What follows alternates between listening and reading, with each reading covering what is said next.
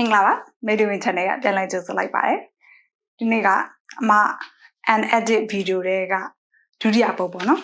ပထမပုတ်ကစင်ပြေကြရလားမသိဘူးနော်ကိုကတော့ပြောစရာရှိရပြောနေရပဲစင်မပြေမပြေလေးတော့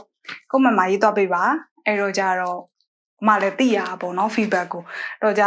အမတင်မဲတင်နေပြီးတော့နားထောင်ရတဲ့လူအစင်မပြေရင်ကြတော့လဲစိုးရိမ်တယ်လေဒီနေ့ကဗာဗီဒီယိုလေးပြောချင်တာလဲဆိုတော့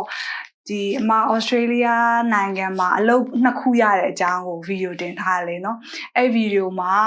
လာမေးကြတဲ့မေးခွန်းလေးတွေကိုတွေ့လို့တော်တော်များများစိတ်ဝင်စားတယ်လို့အမထင်လို့ဒီနေ့ဗီဒီယိုကတော့အမဒီလာစာ3သိန်းကျော်အလုပ်ကိုဘယ်လိုရခဲ့တာလဲဆိုတာလေးကို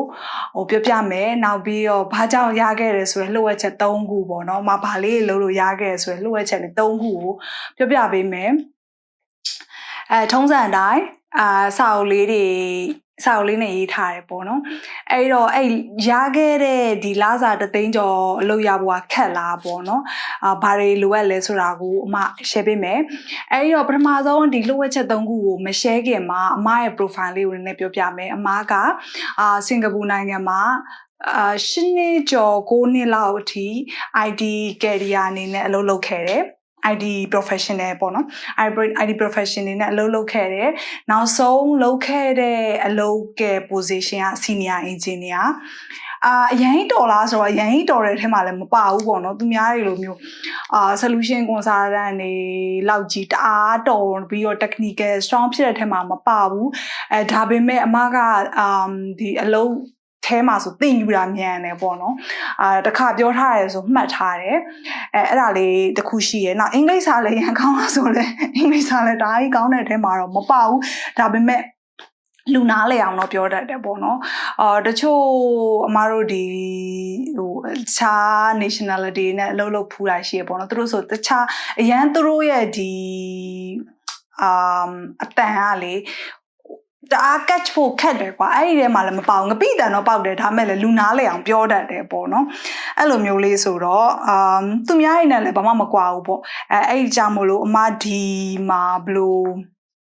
တသိန်းကျော်နာလောက်ရခဲ့လဲဆိုတာအောင်မနည်းလေးရှင်းပေးခြင်းနဲ့အဲ့တော့အလုပ်ဆရှာတော့ကတော့ရှောက်ပြီးတော့ဒီမတို့ social media တွေကိုဖတ်တယ်ပေါ့နော်ဘာတွေလိုအပ်လဲဆိုတာရှားတဲ့အခါမှာအများတွေကတော့ Australia မှာလုပ်ရဖို့ဆိုရင် Australia experience ရှိမှရမယ်ဆိုပြီးပြောကြတယ် Australia experience ရှိဖို့ကလည်း Australia အလုပ်ရမှာလေအဲ့တော့ chicken and leg problem လို့ဖြစ်နေတာပေါ့နော်ဟဲကိုမှလည်းမရှိဘူးပေါ့နော်ကိုဘယ်ကစဝင်ရမလဲအဲ့ဒါမျိုးလေးနည်းနည်းလေးတော့စိုးရင်စာပြုတယ်နောက်ပြီးဒီရက်ရှိရခဲ့တဲ့အလုပ်ကလည်းမရဲ့ first job ဆိုတော့ကြတော့အဲ့ဒါလေးကတချို့အတွက်တော့မှန်ချင်းမှမှန်လိမ့်မယ်အမတို့ကတော့မမှန်ဘူးလက်ရှိအမရခဲ့တဲ့အလုပ်ကပထမဆုံး Australian job ပေါ့နော်နောက်တစ်ခုကတော့အမနေတဲ့ဒီ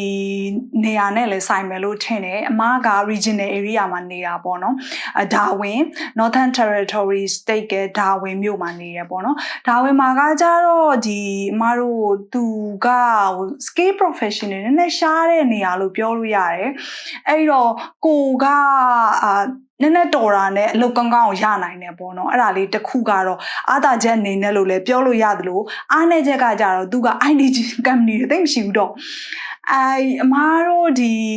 မှာဆိုလို့ရှိရင် Martin နဲ့နည်းနည်းပေါ့နော် organization ကြီးဆို3ခု4ခုလောက်ပဲရှိတယ်အဲ့တော့အလုပ်ပထမချက်မကောင်းတာတော့အလုပ်ခေါ်တာရှားရတယ်ပေါ့နော်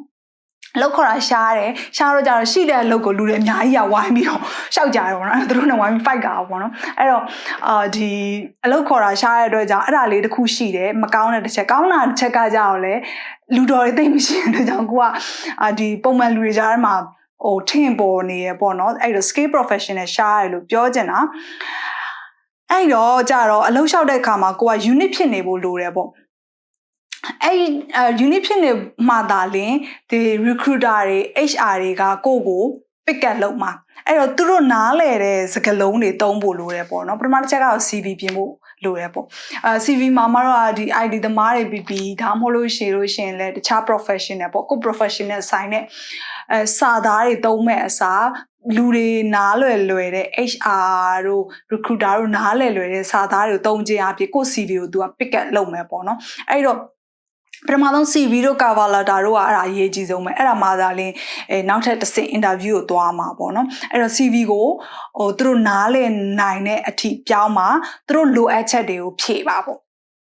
ဒုတိယချက်ကတော့ကိုယ့်ရဲ့ specialized area အပြင်တခြားscale တွေကိုလည်းဖြည့်ထားပါပေါ့အဲ့လိုဖြည့်လို့ပြောရဲဆိုတဲ့နေရာမှာလုံးဝကွဲလွဲနေတဲ့ဟာကြီးတွေတွားပြီးတော့တင်တာမျိုးမဟုတ်ပေါ့နော်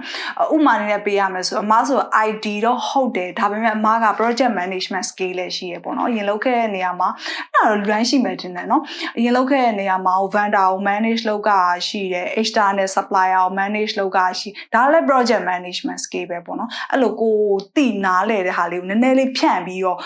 CV ထဲမှာရေးလိုက်ခြင်းအဖြစ်သူက ID တစ်ခုပဲသိတာမဟုတ်ဘူးဒါလေးတွေလည်းလောက်တတ်ပါလားဆိုပြီးတော့မြင်လို့ရှိရင်ကိုယ့်အတွက်ပို့ပြီးတော့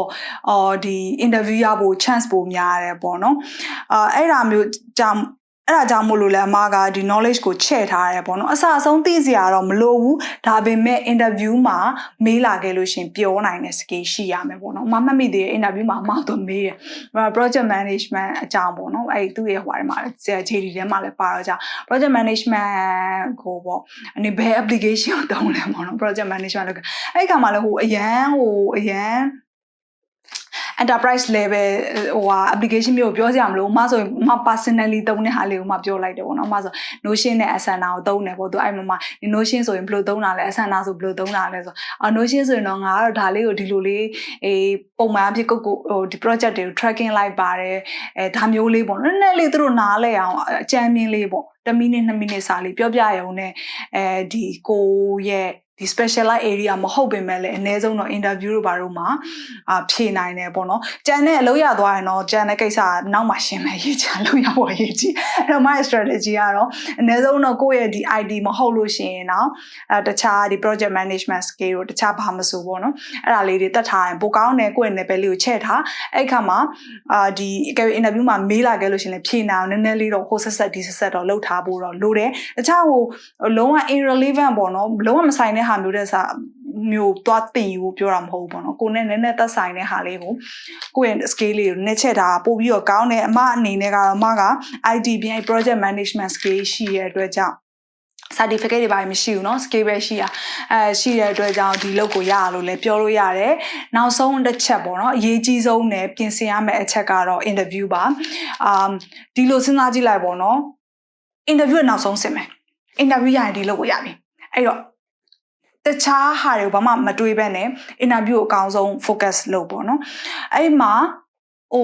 သူများတွေတော့မသိဘူးအမားတို့ရဲ့ interview တွေကတော့နည်းနည်းပေါ့နော်ဘယ် question လာမယ်ဆိုတာကြိုပြီးတော့ predict လုပ်လို့ရတဲ့အချိန်တွေရှိရပေါ့နော်ပထမဆုံးက about yourself နဲ့စလိမ့်မယ် about yourself မှာလည်းမဆိုရင်9မိနစ်10မိနစ်လောက်ကြိုပြီးတော့ပြင်ဆင်သွားကိုဘာလေးတွေပြောမယ်ဆိုတာဘာလေးတွေအချိန်တို့တွင်းမှာကိုယ့်ရဲ့ကောင်းကြောင်းလေးတွေမကောင်းကြောင်းလေးတွေကိုယ့်ရဲ့ focus career လေးတွေကိုပြောဖို့အတွက်တစ်ခါတည်းကြိုပြင်သွားလိုက်အဲ့ဒါမျိုးဖြစ်ကြမယ်နောက်ပြီးတော့ JD ပေါ့နော် JD ကိုဖတ်ပါများသားပြသူတို့လာတဲ့ question တွေကသူတို့ရဲ့ JD တွေကိုမေးတာဒါတွေလုံနိုင်လားဒါတွေလုံနိုင်လားဒါမလုံနိုင်ဘူးလားဘယ်ဟာတွေကနင်လုပ်ခဲ့ဘူးလဲအဲ့ဒါမျိုးတွေက JD တွေကလာတော့ JD ကိုအစအဆုံးအနည်းဆုံး3កောက်4កောက်လောက်ဖတ်ပြီးသွားလို့ရှိရင်လည်းနောက်ပြီးတော့သူတို့ပုံမှန်အဖြစ်ဒီ interview မှာဆိုရင်နောက်ဆုံးမှာသူတို့ဗာမေးတတ်ရှိလဲဆိုတော့ဗာမေးကုန်းမေးစရာရှိလဲပေါ့အဲ့တော့မေးကုန်း2ခုသုံးမဟုတ်3ခုကိုကြိုးပြင်သွားအဲ့ဒါဘယ်တွေကလာလဲဆို JD တွေကလာတယ်အဲ့ JD ထဲမှာရှိတဲ့ဟာတွေကိုဖတ်ပြီးတော့2ခု3ခုလောက်ကြိုးပြင်သွားအဲ့တော့ကြတော့အနည်းဆုံးတော့သူက interview ကိုမလာခင် research လုပ်ထားပါလားဆိုတော့ဒီ experience ကိုပေးရပေါ့နော်အဲ့ဒါမျိုးတွေလည်းကြိုက်ကြတယ်ပုံမှန်အဖြစ်လှုပ်ရှင်တွေကပေါ့နော်ဒါမျိုးလေးပြင်ဆင်သွားတဲ့နဲ့ဒီချက်လေး၃ချက်ကတော့အမဒီ Australia မှာလာစာ3သိန်းကျော်ရအောင်ဘယ်လိုလုပ်တယ်ဆိုတော့နီလန်းလေး3ခုပေါ့နော်ဒီနေရာမှာလာစာ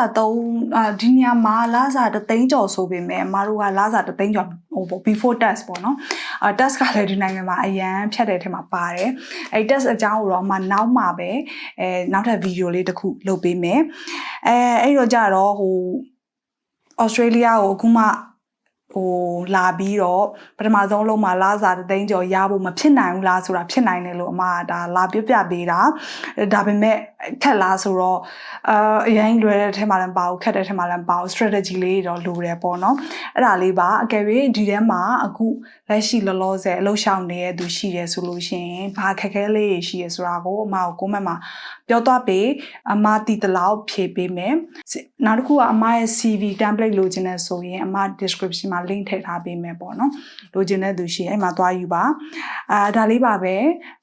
ရုံးကပြန်လာတာဆိုတော့ရှေ့ပိုင်းမှာလည်းစကားပြောအမြန်နေရဆိုရင်ခွင့်လို့ပြပါကိုလည်း Google ကာကြီးဖြစ်နေပေါ့နော်၈နာရီတိတိအလုပ်လုပ်လာဆိုတော့အားလုံးပဲမင်္ဂလာညချမ်းလေးဖြစ်ပါစေနောက်တစ်ခုကကြတော့ဩစတြေးလျနဲ့ပတ်သက်တဲ့အကြောင်းအရာလေးတွေကိုသိချင်တယ်ဆိုလို့ရှိရင်မရဲ့ channel လေးကိုလည်း follow လုပ်သွားပေးပါလို့ပြောချင်ပါတယ်အားလုံးပဲ see you